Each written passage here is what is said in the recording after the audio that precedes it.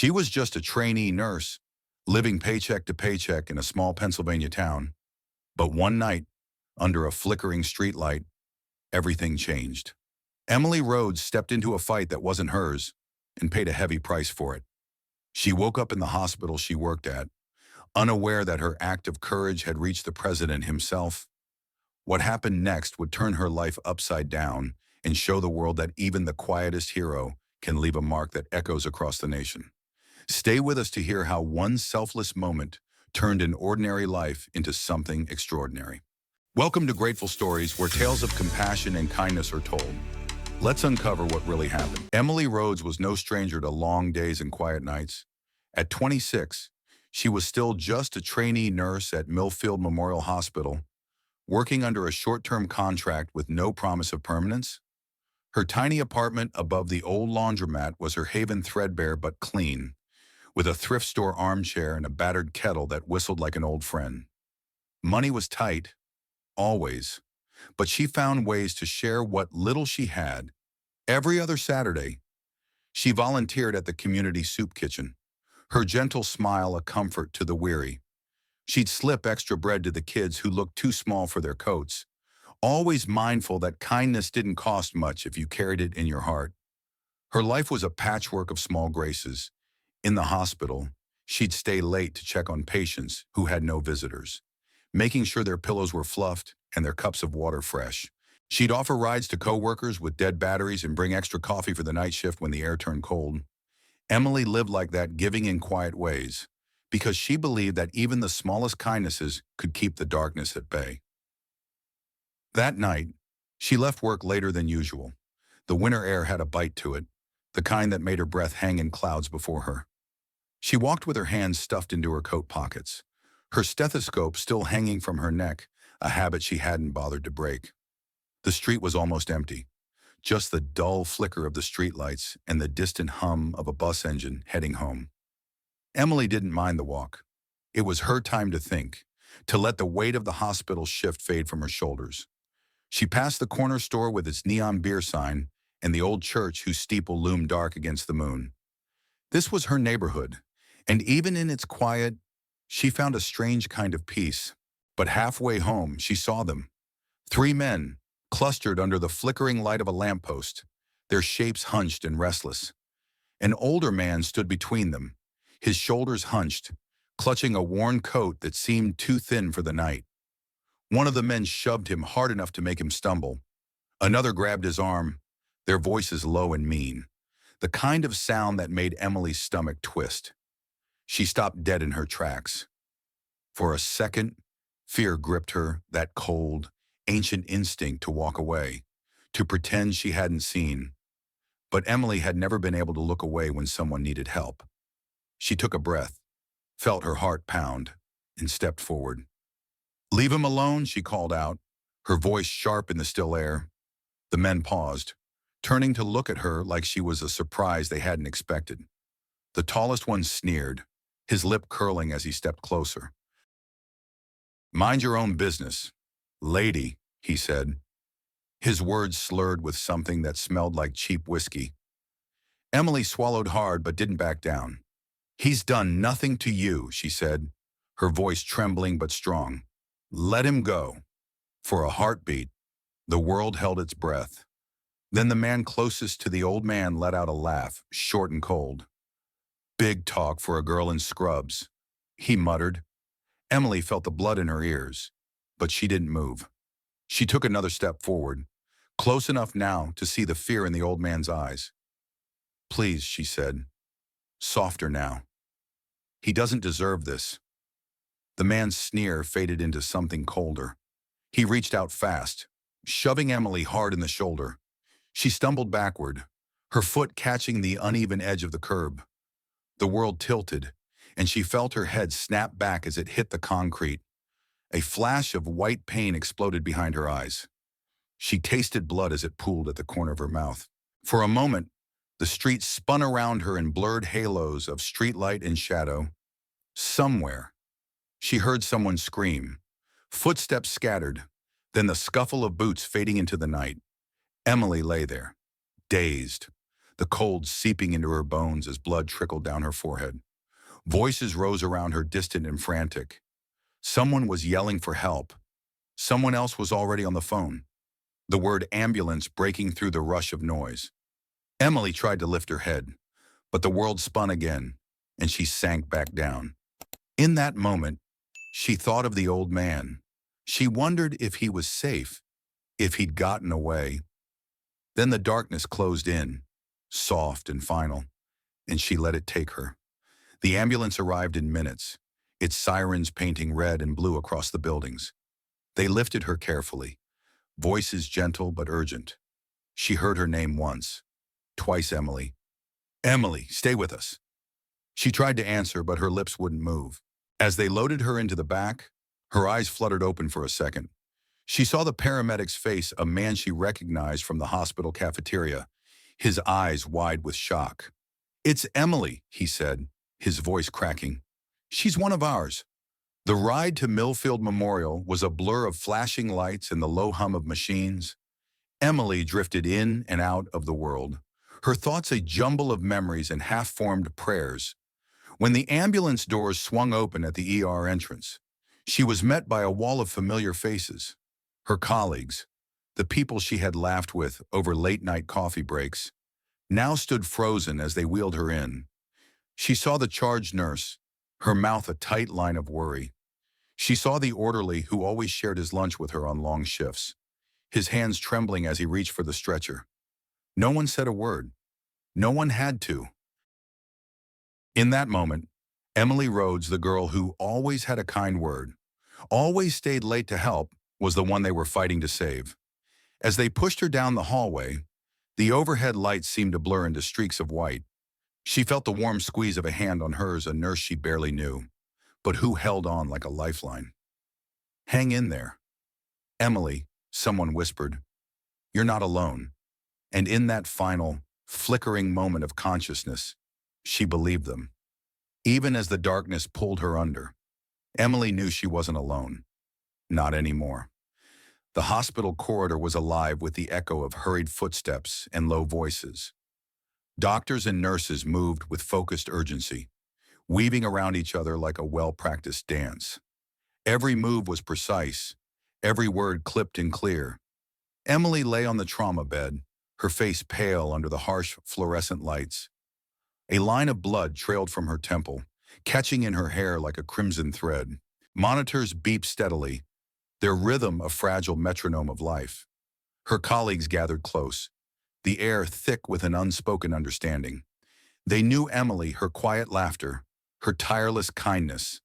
Now, they were the ones holding the line between her and the dark. Dr. Avery, the attending trauma surgeon, slipped on a pair of gloves, his brow furrowed in concentration. "Get her stats," he ordered. A nurse rattled off the numbers: blood pressure low, heart rate erratic, oxygen dipping. "CT scan stat." Dr. Avery snapped, and two orderlies moved to wheel her away. The trauma room hummed with tension. Rachel, a young nurse who often shared coffee breaks with Emily, hovered by her side, her hands trembling. She brushed a damp lock of hair from Emily's forehead, her eyes bright with tears she refused to let fall. "You're going to be okay, Emily," she whispered, voice tight with determination. "You're not done yet." As they moved Emily toward the scanner, the hallway lights passed overhead in a blur. Each flicker was a silent prayer, a moment of hope. Outside the trauma room, the hospital fell into a hush. Even the usual chatter of the night shift stilled to a reverent quiet. In the darkness of unconsciousness, Emily's mind flickered with fragments of memory. She saw herself kneeling beside an elderly man on a cold winter's night, wrapping a scarf around his shoulders. She saw the crowded kitchen at the shelter, her hands moving in rhythm with the soup ladle, laughter spilling around her like warmth. She remembered the children at the nursing home, their bright eyes and gap-toothed grins, the way she'd sit cross-legged on the floor, reading them stories until they fell asleep. Each memory a soft light against the darkness, a promise that she had always been someone who stood for others. In the trauma bay, The CT scan came back a hairline skull fracture, a mild brain bleed. Doctor. Avery's jaw clenched as he studied the images. Page neurosurgery, he said, his voice even but urgent.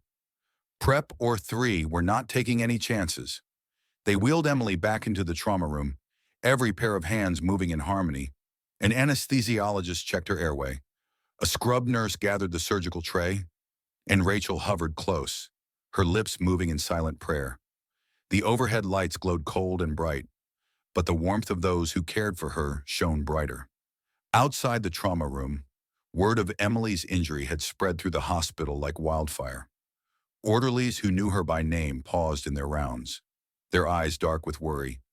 The cafeteria staff who she always greeted in the mornings lingered by the doorway, fingers twisting nervously. Among them stood the old man she had tried to protect. His hands shook as he gripped the back of a plastic chair, his weathered face pale beneath the harsh light. He kept glancing toward the trauma room doors, whispering words too quiet to hear. The minutes felt like hours. Inside, the team worked with relentless focus, suctioning blood, stabilizing her breathing, and preparing to move her upstairs. Rachel held Emily's hand even as they worked around her, the warmth of that small gesture a shield against the cold hum of the machines. "Let's move, Doctor," Avery said at last. The stretcher rolled out of the trauma bay, a blur of motion and quiet urgency. They pushed through the halls, past the wide eyes of staff who had known Emily not as a patient but as a friend.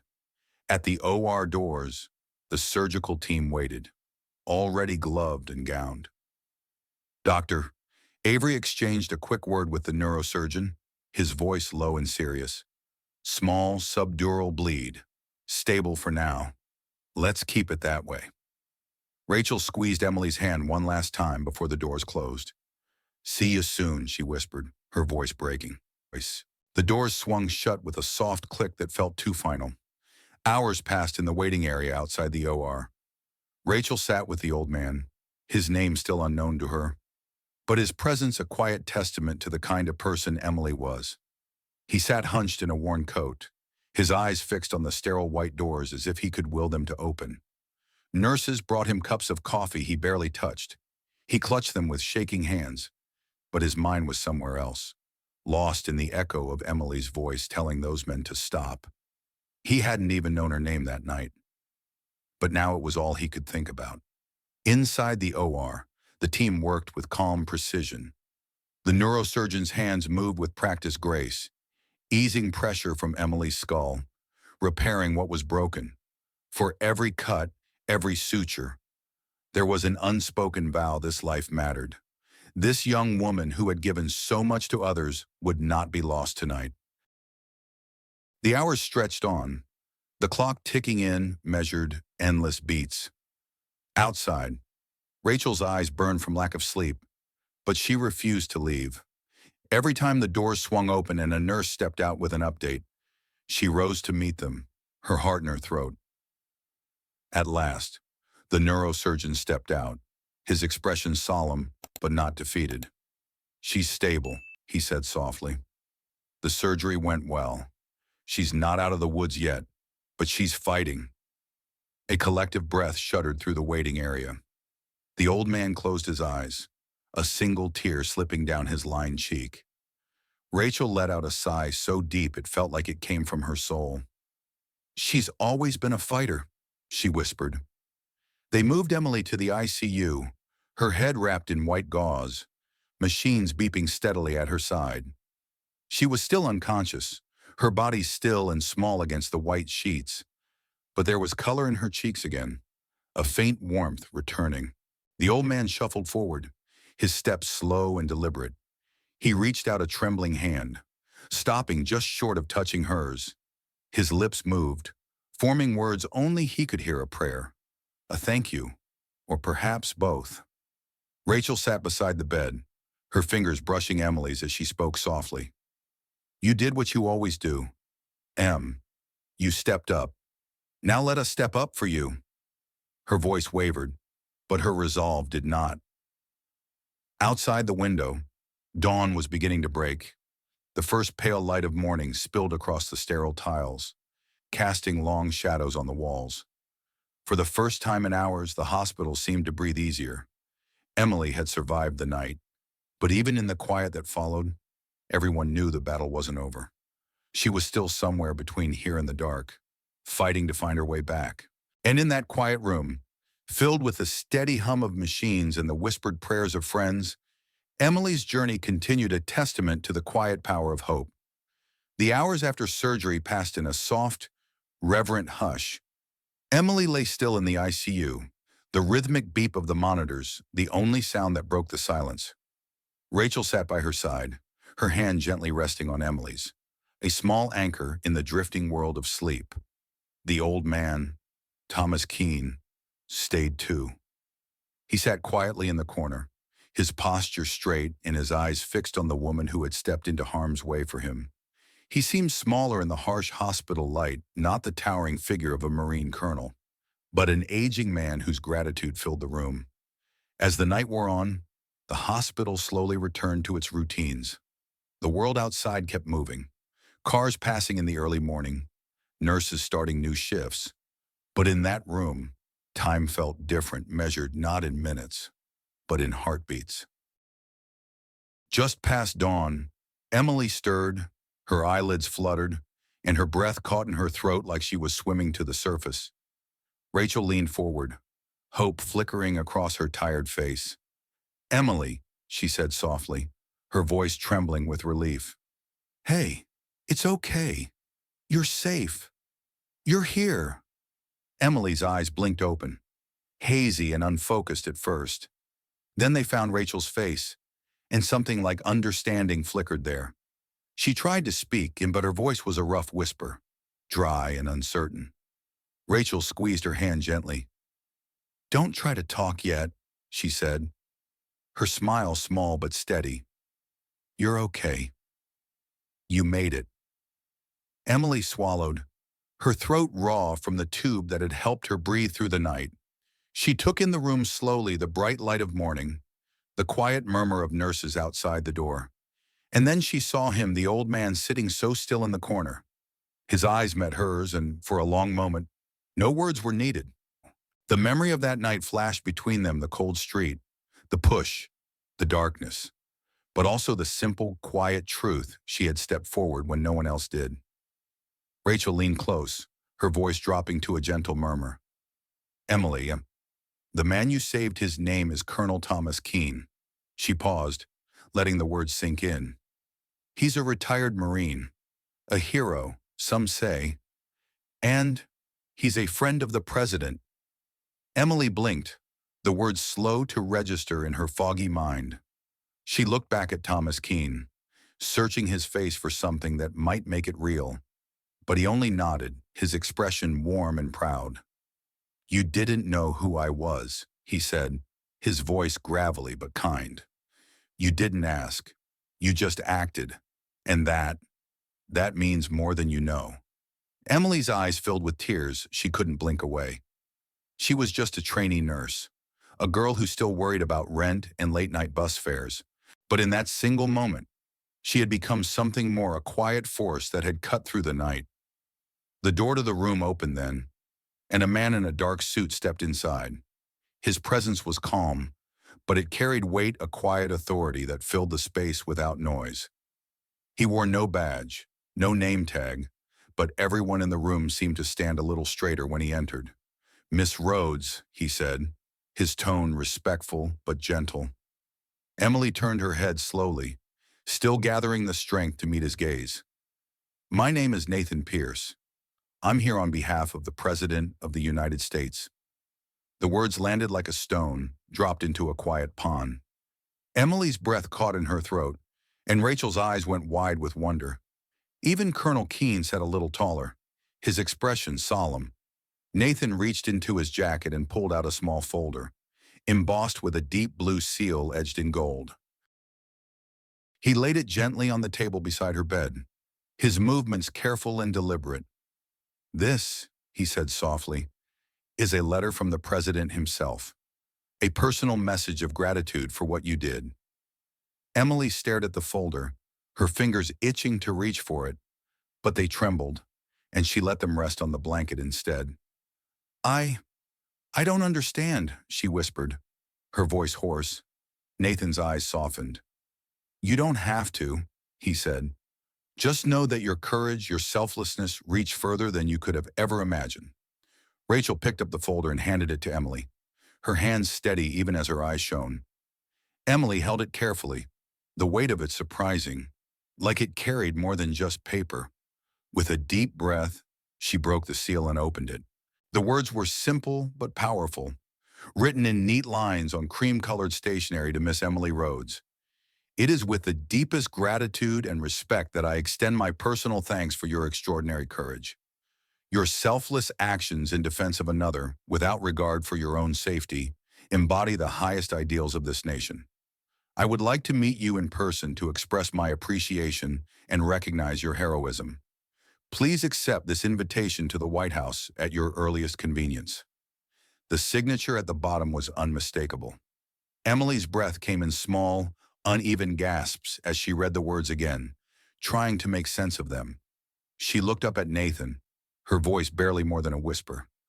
I'm just a nurse, a trainee. I don't. He shook his head slowly, a small smile on his lips. You're more than that, Miss Rhodes. You're the kind of person this country needs to remember. The kind who doesn't hesitate. The kind who steps up. Thomas Keene shifted in his chair, his eyes still locked on Emily. You saved my life, he said quietly.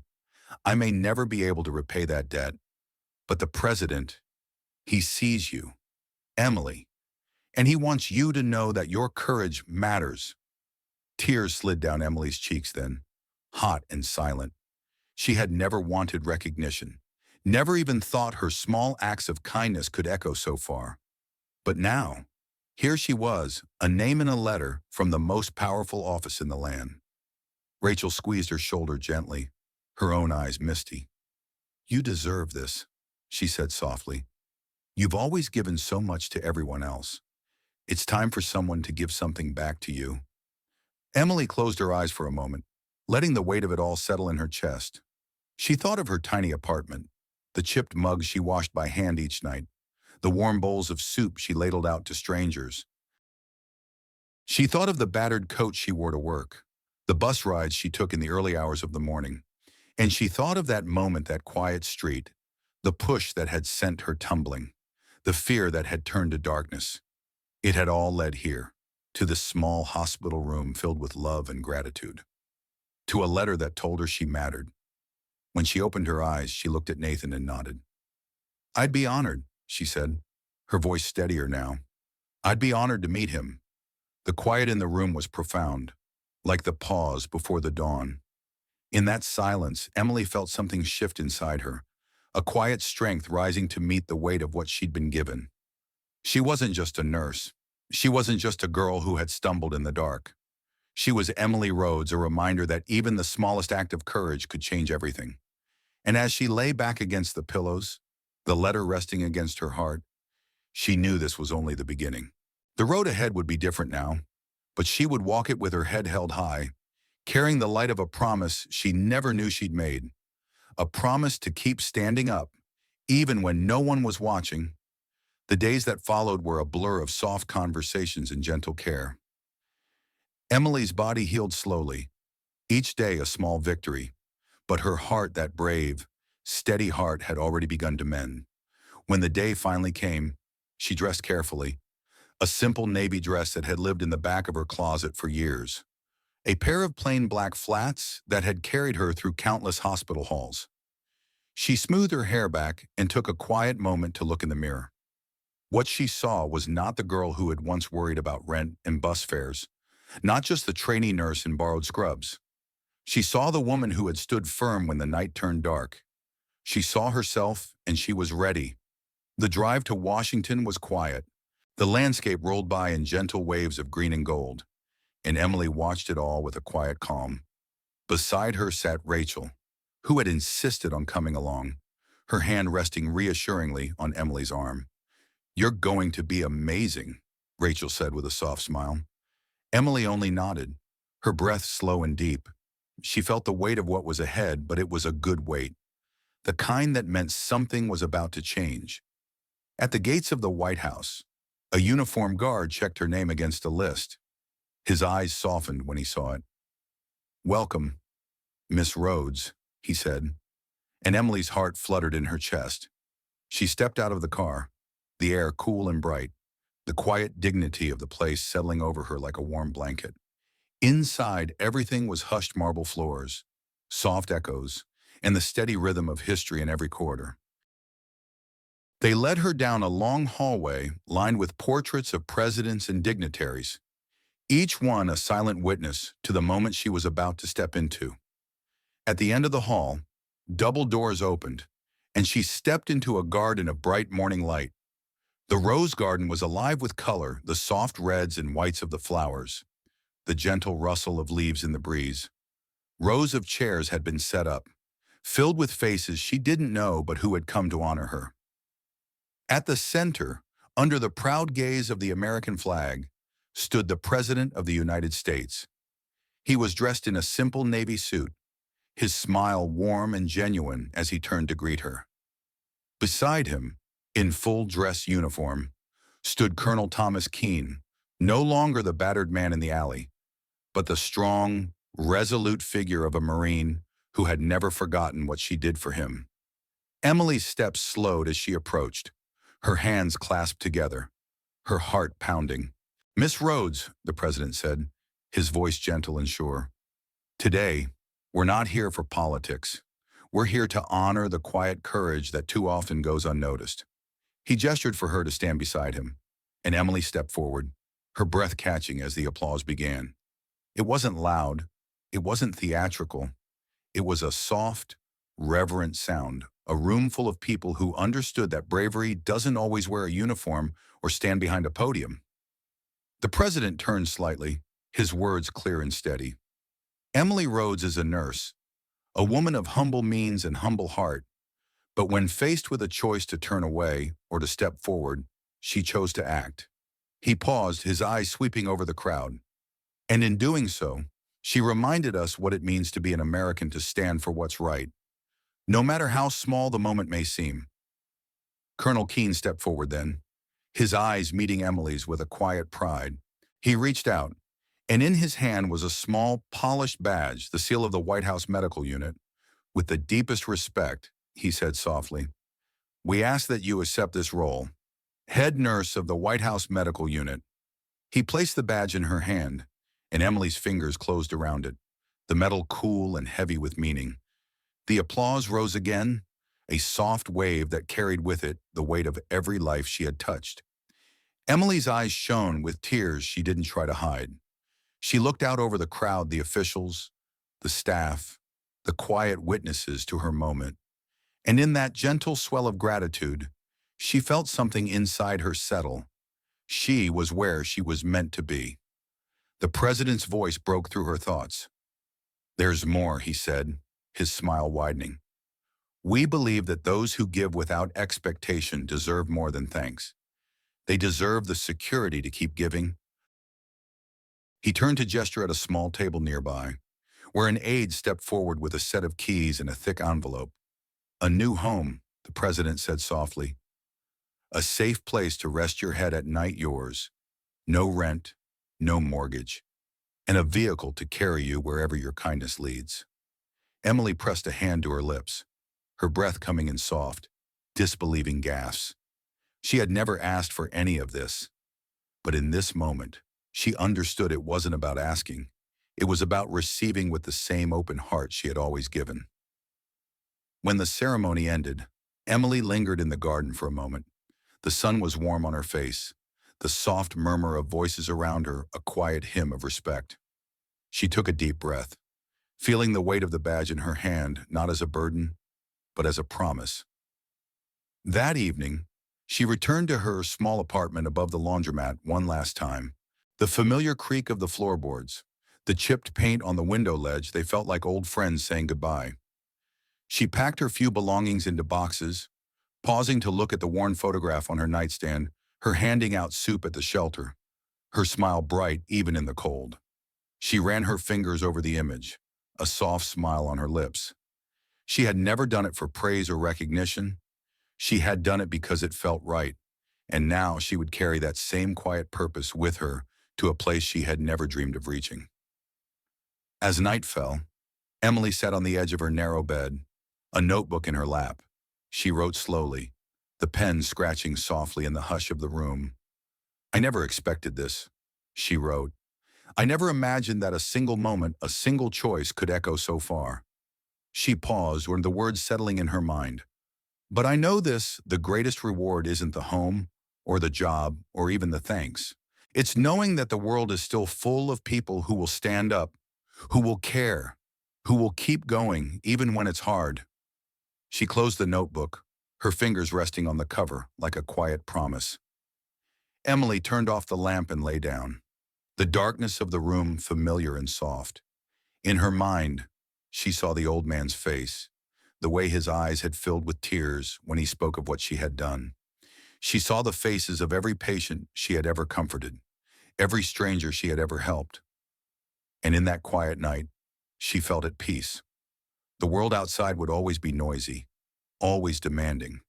But here, in this small moment between what was and what would be, she let herself rest. Tomorrow, she would begin again in a new home, with new responsibilities. But the heart of her work would never change. Because Emily Rhodes knew that true courage wasn't measured by the medals you wore or the titles you earned. It was measured in the quiet moments, the moments when no one was watching, and she would keep showing up, again and again, in every way she could. For her, that was enough. And as the stars turned slowly overhead, she closed her eyes and slept a gentle ending, and a beautiful beginning, a grateful story, woven from the threads of kindness, courage, and the quiet promise to always keep going. In our darkest moments, kindness still finds a way, often in the quietest places. Not everyone who helps wants recognition. Some just need to know that today, someone isn't going hungry. And sometimes, that alone is enough to change a life. You may forget the story, but if no one retells it, history stays silent forever. Subscribe to Grateful Stories, where justice is honored, kindness is remembered, and no act of quiet heroism is ever lost.